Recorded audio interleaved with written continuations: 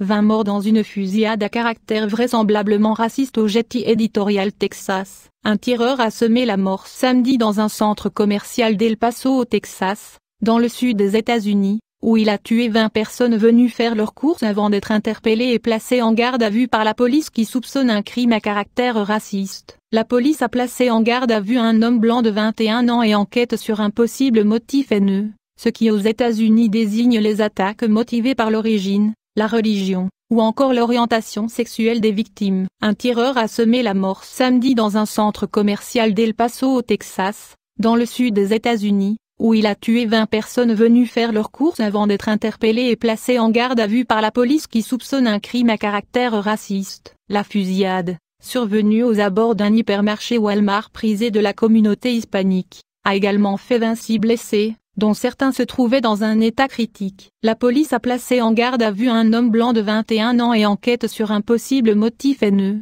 ce qui aux États-Unis désigne les attaques motivées par l'origine, la religion, ou encore l'orientation sexuelle des victimes. Un manifeste attribué au tireur et circulant sur Internet, dénonce notamment une invasion hispanique du Texas et fait référence à la tuerie commise par un suprémaciste blanc dans des mosquées de Christchurch en Nouvelle-Zélande. 51 morts, le 15 mars. Actuellement, nous avons un manifeste de cet individu qui indique qu'à un certain degré il a un lien avec un potentiel crime haineux, a déclaré le chef de la police d'El Paso Greg Allen au cours d'une conférence de presse. Ce manifeste transpire le racisme, l'intolérance et la division, a commenté de son côté Veronica Escobar, originaire d'El Paso, élue du Texas au Congrès américain. Historiquement, El Paso est une communauté très sûre. Nous sommes en sécurité depuis des décennies et nous continuerons à l'être. Ville frontalière de 680 000 habitants faisant face à la métropole mexicaine de Ciudad Juárez, El Paso compte une population à 83% hispanique.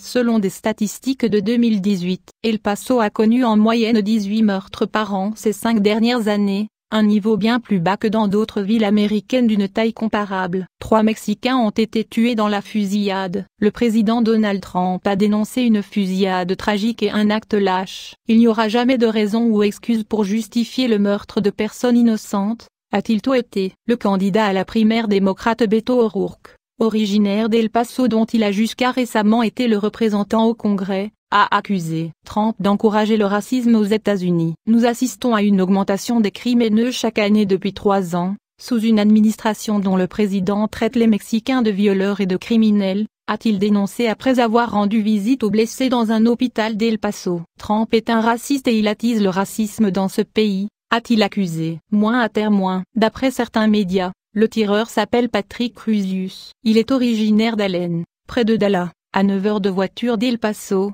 et s'est rendu à la police après le massacre. Sur une capture d'écran de caméra de surveillance, on le voit entrer dans l'hypermarché armé d'un fusil, les oreilles couvertes d'un casque anti-bruit. Le magasin venait de mettre en vente des fournitures scolaires avant la rentrée. Vanessa Snez, 37 ans, a expliqué sur Fox News avoir entendu comme des feux d'artifice alors qu'elle cherchait une place de parking. J'ai vu un homme avec un t-shirt noir et un pantalon de camouflage qui portait ce qui m'a semblé être un fusil. Il visait les gens et tirait directement sur eux. J'en ai vu 3 ou 4 tomber à terre. Des vidéos amateurs montraient des scènes de chaos, avec des clients qui courent pour se mettre à l'abri, et des corps inanimés au sol. Cette journée, qui aurait dû être normale pour des gens venus faire du shopping, s'est transformée en l'une des plus meurtrières de l'histoire du Texas, a déploré le gouverneur de cet immense État, Greg Abbott. Lors d'une conférence de presse, sans attendre, les habitants de la ville ont répondu massivement à un appel à donner leur sang pour les blessés, âgés de 2 à 82 ans. Selon les médias, les États-Unis,